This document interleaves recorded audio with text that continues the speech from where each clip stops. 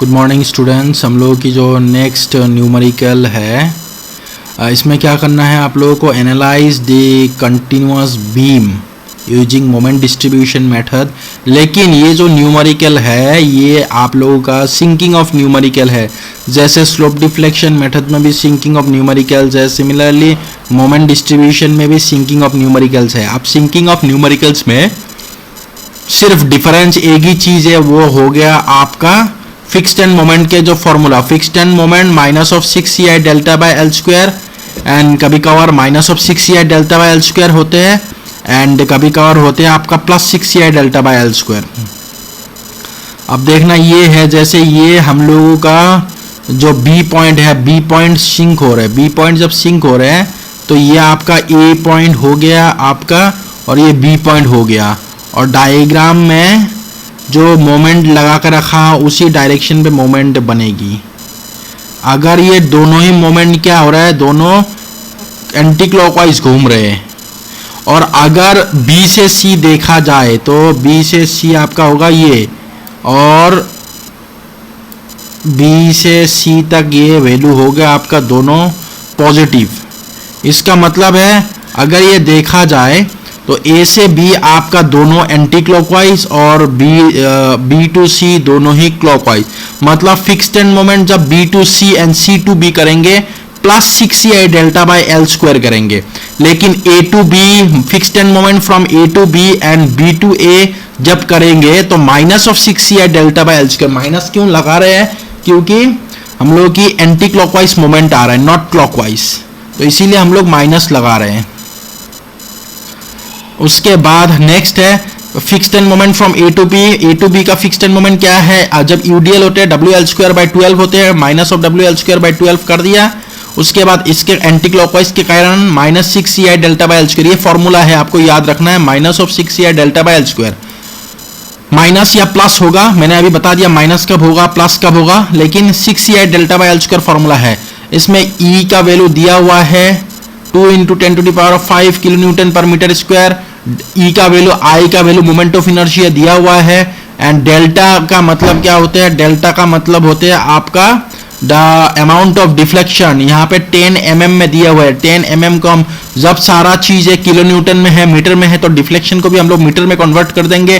10 divided by 1000 कर दिया तो हो गया आपका 0.01 मीटर, तो डेल्टा हो गया 0.01 डिवाइडेड बाई लेंथ स्क्वायर। अब ए बी का हम लोग कर रहे हैं तो लेंथ ए बी का है आपका 6 मीटर, तो 6 स्क्वायर कर दिया तो minus of 100 kilo newton metre हो गया।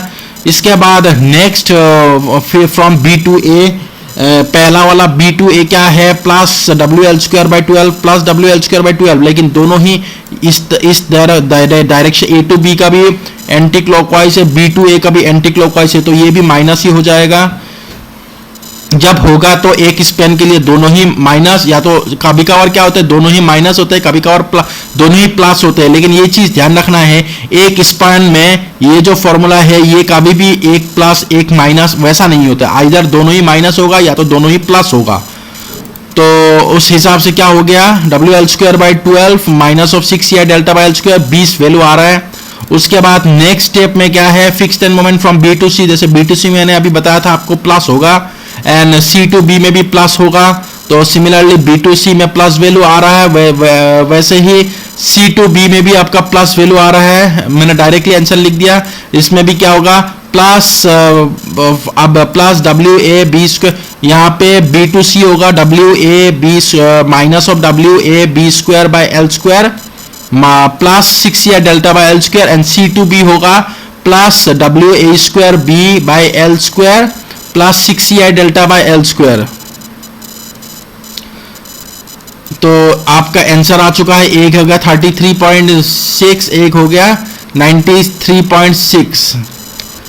तो उस हिसाब से आपके पास आंसर आ चुका है B to C and C to B. अब उसके बाद नेक्स्ट स्पेन कौन सा था, नेक्स्ट और एक स्पेन है C to D, W L square by 12 minus होगा, end moment from D to C plus W L square by 12 होगा। तो फॉर्मूला के हिसाब से आंसर मैंने डायरेक्टली लिख दिया, minus of 26.7 and plus 26.67 kilo newton metre. उसके बाद स्टेप नंबर 2 में मुझे निकालना है relative stiffness. The relative stiffness of A B I by L, I by B C का भी आई बाई एल, क्योंकि यहाँ पे ए में फिक्स था, लेकिन डी पॉइंट में हिंज है, जिसके कारण 3/4 times of I by L होगा। जैसे मैं आप लोगों को अभी दिखा रहा हूँ, यहाँ पे फिक्स थे तो आई बाई एल होगा, यहाँ पे सिंपली सपोर्टेड या रोलर है या हिंज है, जिसके कारण 3/4 आई बाई एल हो गया वैल्यू। तो उस हिसाब से क्या है, रिलेटिव स्टिफनेस निकाल दी स्टेप नंबर 2 में। उसके बाद स्टेप नंबर 3 में joint B and joint C का हम लोग डिस्ट्रीब्यूशन फैक्टर निकालेंगे। Distribution factor from B to A equal to relative stiffness of B to A. और आपको ये चीज ये भी ध्यान रखना, K of B to A is equal to relative stiffness of B to A equal to A to B होते हैं, मतलब दोनों का ही सेम वैल्यू होता है relative stiffness. So K of B to A is equal to K of B to A by K of B to A plus K of B to C. ये value आ चुके हैं। और दूसरा value हो गया 1 से माइनस कर देंगे ये वाले, तो ये वैल्यू आ जाएगी।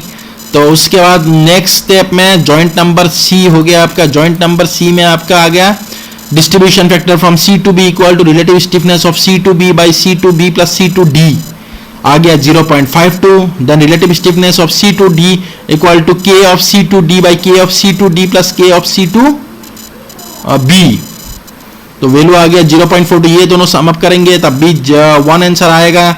अब स्टेप नंबर 4 में मुझे बनानी है moment distribution table. Similarly moment distribution table में आपको जैसे प्रीवियस न्यूमेरिकल था, सिमिलरली सेम इसमें भी 0 कर दिया मैंने सारा चीज़ों को बैलेंस करके, क्योंकि यहाँ पे रोलर सपोर्ट या सिंपली सपोर्टर लगा कर रखा हूँ, तो ये वैल्यू 0 हो जाएगी मिला के। तो ये हम लोग का स्टेप, पहला स्टेप तो ये हो गया। उसके बाद यहाँ पे मैंने सारा चीज़ें लिख दिया। यहाँ पे पहले तो लिखना है joint A B C D. B में 2 मेंबर है, B2 है B2C, सी में भी C2B C2D एंड डी में D2C है। उसके बाद डिस्ट्रीब्यूशन फैक्टर है इन चारों में लिख दिया। उसके बाद फिक्स्ड एंड मोमेंट का वैल्यूज लिख दिया। इसका मतलब मैं यही बोलना चाहता हूँ कि जो ये न्यूमेरिकल है और जो प्रीवियस न्यूमेरिकल है, इनके हर एक स्टेप से मैं सिर्फ पहला स्टेप जो है फिक्स्ड एंड मोमेंट जो है, इसमें सिंकिंग होने के कारण फिक्स्ड एंड मोमेंट के फॉर्मूलाज जो है उसमें एक एक्स्ट्रा टर्म आ चुका है, वो है आपका -6EI delta by L square या +6EI delta by L square. कभी का और माइनस लिखना है, कभी का और प्लस लिखना है, तो दोनों मैंने सिखा दिया कि -6EI delta by L square कब होते हैं and +6EI delta by L square कब होते हैं।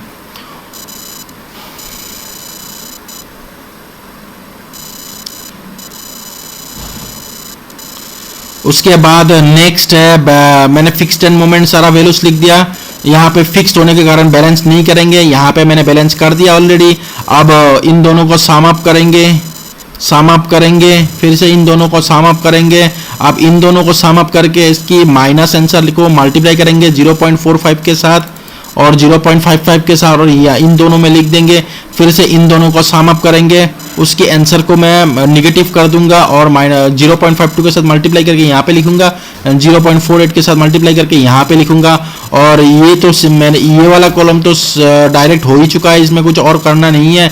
उसके बाद कैरी ओवर में डिवाइडेड बाई 2 करना है। B2A का A to B B2A में जाएगा, फिर B2BC का CB में जाएगा, CB का BC में जाएगा, फिर CD का DC में जाएगा और DC का CD में जाएगा, डिवाइडेड बाई 2 करके। फिर से उसी तरीके से आपको फिर से फिक्स्ड एंड मोमेंट और बैलेंस जैसे किया, कैरी ओवर भी निकालने के बाद फिर से बैलेंस करते जाना है। फिर step number first cycle, second cycle, third cycle, fourth cycle, cycles तब तक रिपीट करना है जब तक पॉइंट के आगे हर एक वैल्यूज में 0 ना आ जाए इन द बैलेंस वैल्यूज। तो बैलेंस वैल्यू आप लोग ये देख पा रहे हैं कि यहाँ पे 1 आ गया, तो और एक स्टेप करना होगा, तो यहाँ पे 0 0 0 एंड 0 आ गया है, तो अब रुक जाना है। उसके बाद रुक जाना है यहाँ पे। उसके बाद एक first cycle, second cycle, third cycle, fourth cycle, fifth cycle, 5 cycle किए हैं इसमें। उसके बाद ये जो फिक्स्ड एंड मोमेंट है, इससे मुझे पूरा वैल्यू सम अप करना है, कॉलम वाइज वैसे ही सम अप करना है और वैल्यू सारा लिख देना है यहाँ पे। तो मैंने लिख दिया। उसके these all values are known as the fixed end मतलब these all values are known as the final moments. उसके बाद मैं फाइनल मोमेंट्स की वैल्यू जब निकल जाएगा उससे मैं बेंडिंग मोमेंट डायग्राम बनाऊंगा। The various bending moment diagrams are 109 anti clockwise, clockwise, anti clockwise, clockwise, anti clockwise, 0। सारा एरोस ऊपर की तरफ दिखा रहा है, तो इसका मतलब है डायग्राम ऊपर होगा 109.66, यहाँ पे 0.385, यहाँ पे 59.29 और यहाँ पे 0। उसके बाद मैं इसके ऊपर ओवरलैप करूंगा the bending moment diagrams due to the load that is WL। पहला वाला पोर्शन में यूनिफॉर्मली डिस्ट्रीब्यूटेड लोड था, जिसके कारण मैं फॉर्मूला लगा दिया हूँ WL²/8। देखिए पहला वाला जो स्पैन है उसमें हम लोग की कॉन्सेंट्रेट सिंपली सपोर्टेड है, तो इसकी फॉर्मूला होगा WL²/8। इसका फॉर्मूला होगा WAB/L। उसके बाद इसका फॉर्मूला होगा फिर से WL²/8। These are the formulas of not fixed end moments, but whereas these are the formulas for the bending moments due to the various type of load. उसके बाद ये जो भी डायग्राम बना है, हर एक डायग्राम के ऊपर मैं बेंडिंग मोमेंट्स डायग्राम को मैं ओवरलैप किया हूँ। जैसे यहाँ पे वैल्यू हम लोग का आ चुके हैं 90 वैल्यू, यहाँ पे वैल्यू आ चुका है 60 वैल्यू, और यहाँ पे आ चुका है 40 value, and this is the required final bending moment diagram for the given numerical. बस इतना ही बोलना था आज के लेक्चर में। Okay, thank you.